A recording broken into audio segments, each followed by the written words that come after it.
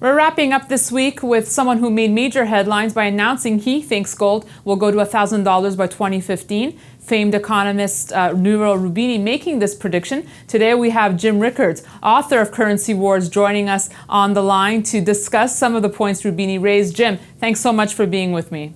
Thank you, Daniela. Thanks for inviting me. Jim, earlier in the week, Roubini calling for gold to fall below $1,000 an ounce. That's nearly half the level it reached at its peak in 2011. We all recall that Roubini predicted the financial crisis of 2008, but he was also very bearish on gold in 2009 before it went parabolic. What do you make of all this, Jim? Well, I pretty much dismissed it, Danielle, in the sense that Roubini's a guy when, gold, of course, the recent peak was August 2011 when it was about $1,900, but on the entire path, Roubini said it was a bubble at 1,000, then it was a bubble at 1,200, a bubble at 1,500. I would encourage listeners and viewers to actually go back and Google Roubini's comments on gold beginning in 2009, and you'll see that he was consistently wrong. So I did hear about his latest prognostication, but I saw no more reason to give it any credence than all his prior comments. He's look, he's a smart guy and he has his place, but he doesn't really know anything about gold, so I don't see any reason to give it any particular weight. So, Jim, let's go over Roubini's analysis, 6 points as to why he thinks gold is headed lower. His first point is that, yes, while gold can spike during financial crises, it's not the best investment option. What do you think of this? Well, right. Roubini says that gold prices tend to spike when there's serious economic, financial, and geopolitical risks. Well, the implication of that is that it's all good. In other words, happy days are here again. That's delusional. If he thinks the crisis is over, if he thinks the depression is over, if he thinks that there are not serious economic, financial, and geopolitical risks in the global economy, then he's not living on the planet Earth. This is, one of the riskiest periods. Well, certainly, I would say the riskiest period, my lifetime, perhaps since the Cuban Missile Crisis. But nothing has been resolved. Since 2009, all that's happened is the Fed has printed an enormous amount of money to kind of paper over the problems. But the structural adjustments that need to be made have not been made. The banks are still fragile. In 2008, people worried about too big to fail banks. Well, guess what? 5 years later, those banks are bigger. The percentage of assets, the total assets of the banking system held by the 5 largest banks are greater. The degree of concentration is greater. The derivatives books are larger. And everything about the risk that was present in 2008 is worse today. Jim, Roubini's second point involves inflation, and he says despite QE, inflation is falling, and that's not good news for the metal.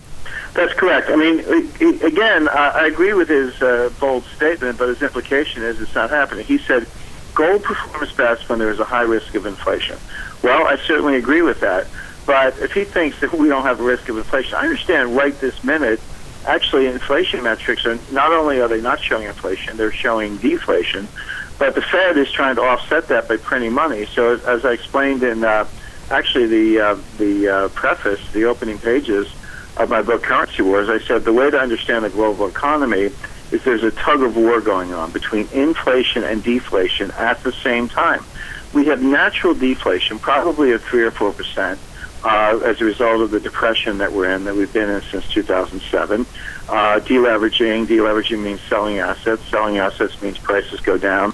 That feeds on itself in the way that Irving Fisher described in the debt deflation model, the Great Depression, is classic work. So we have that natural deflation. Meanwhile, that's offset by inflation, which is artificial, induced by policy. The Fed taking its balance sheet from $800 billion to $2 trillion to $3 trillion, on its way to $4 trillion, on its way to $5 trillion. So those two forces are offsetting each other.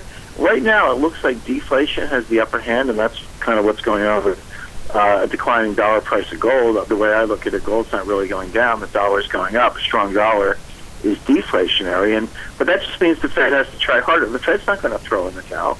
The Fed is desperately frightened about deflation, and if $4 trillion is not enough to cause inflation, then they'll print $5 trillion. Yeah. If $5 trillion is not enough to cause inflation, they'll print $6 trillion. In other words, either the inflation comes, or they keep printing money, in which case the inflation comes. So So Roubini's basic argument is, gold is well inflation. Well, inflation is probably on the way. But let's just say that doesn't happen. Let's just say, take the other side of that, Daniela, and say that deflation prevails. Well, in the 1930s, the longest period of sustained deflation in American history, when deflation, price indices dropped 26% between 1929 and 1933, what happened?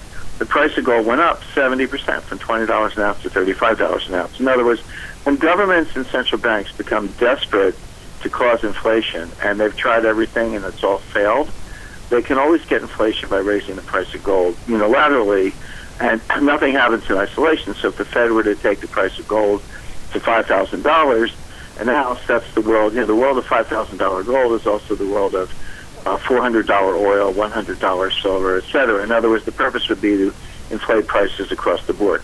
So gold wins in inflation and it wins in deflation. The only time gold doesn't win is in disinflation, but disinflation means a declining rate of inflation. It's the only thing that can't happen. When you get to zero, you can have inflation or you can have deflation, but the only thing that cannot happen is disinflation because you're at zero. So without having to pick sides between inflation and deflation, I would just make the point that gold wins both ways. Jim, Roubini's third point is that gold does not provide an income and that we have other assets such as real estate and equities that do provide an income and a capital gain, and gold rather is just a play on a capital gain. Well, what he says, that's right, Danielle, what he says is that gold does not provide any income. Those are his exact words. Well, my answer is gold is not supposed to provide any income. In other words, gold is money. If you think of gold as an investment, or if you think of it as a commodity, or you think of it as a speculation, in my view, that's the wrong way to think about gold. Think about gold as money. Now, reach into your purse or your pocket and pull out your wallet and pull out a dollar bill and look at it. Does it have any yield? No. It's not supposed to because it's money. In other words, if you want to get yield, you have to take the money and turn it into something else. I could take my money, I could turn it into a bank deposit, I could turn it into a share of stock, a bond, I could buy copper, I could do a lot of things. Once you do that, you begin to get yield, but you're also taking risk.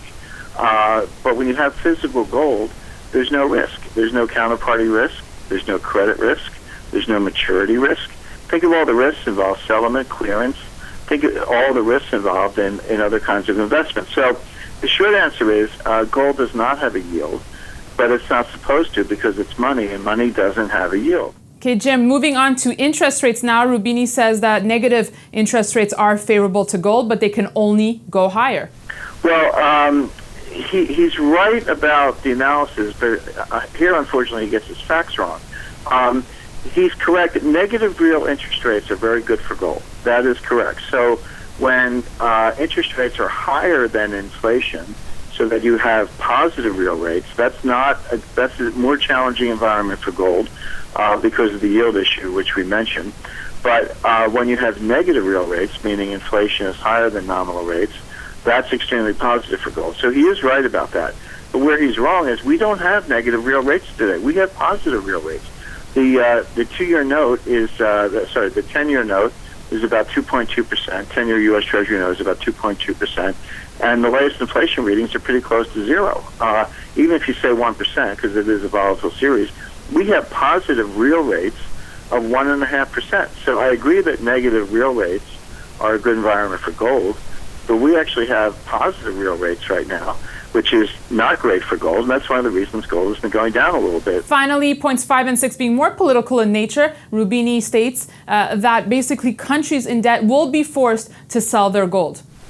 Well, we do have this particular case of Cyprus, although there are conflicting stories about whether they're doing that or not. Right. But the bigger Cyprus is a mosquito. It's a tiny, tiny player. The big players from the 1990s through the early 2000s were, as we know, the central banks were net sellers of gold. In fact, there was so much net selling going on that they came up with this called the Washington Agreement, or the Central Bank Gold Agreement, where they actually the central banks agreed among themselves that they would not sell more than 2,000 tons over a 5-year period, not more than 500 tons a year, and they would have discussions among themselves to see who would sell what. No, it was a seller's cartel to keep the price from going too low.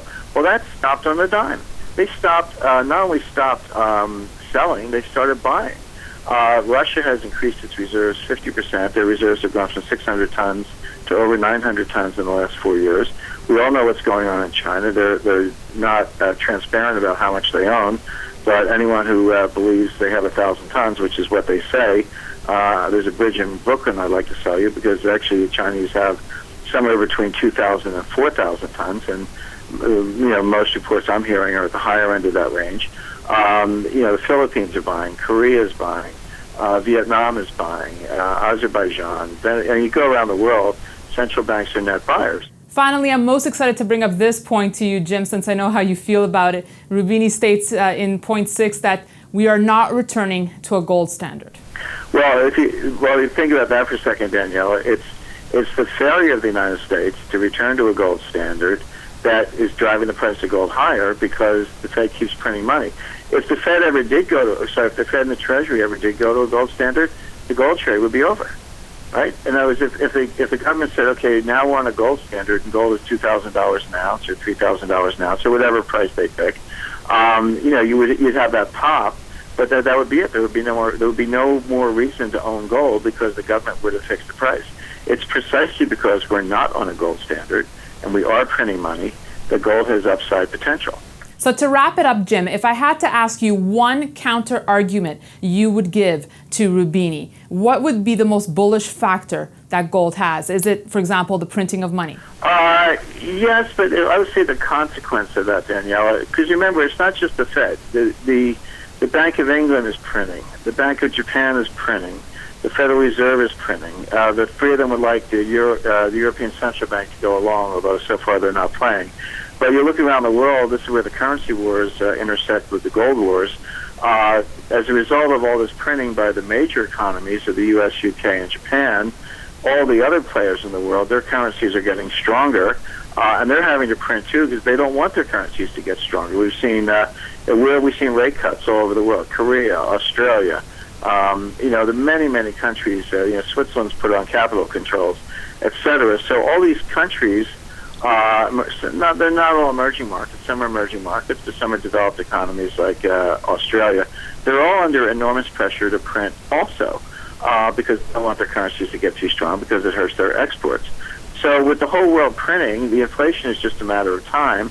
But I see a greater danger. Inflation is bad enough, but there's something worse than that, which is just a widespread, generalized collapse of confidence, loss of confidence in paper money across the board. And that's the single catalyst that would drive gold to, unprecedented levels. Would it happen in the next 2 years? It could. I'm not predicting that, but I would say sooner than later. I think 3, 4, 5 years, somewhere in that time frame, on the path we're on. And when that happens, governments will, go to emergency measures. They use executive orders. They'll use radical solutions of the kind that FDR did in 1933. But behind it all, waiting in the wings, is the IMF, and they'll print the SDRs to create global liquidity. But will they have to go to a gold-backed SDR, and what price would it be? Those are important questions. Remember, Roubini likes to talk about the role of gold in the Great Depression in the 1920s and 1930s. And Roubini likes to say gold caused the Great Depression. And my answer is that a very flawed gold standard was a contributing factor to the Great Depression. But the problem wasn't gold. The problem was the price. In other words, they got the price wrong. When countries went back to the gold standard in the 1920s after World War I at about $20 an ounce, that was highly deflationary, because they had printed so much money. They had to reduce the money supply to maintain parity. That's what happened in the UK.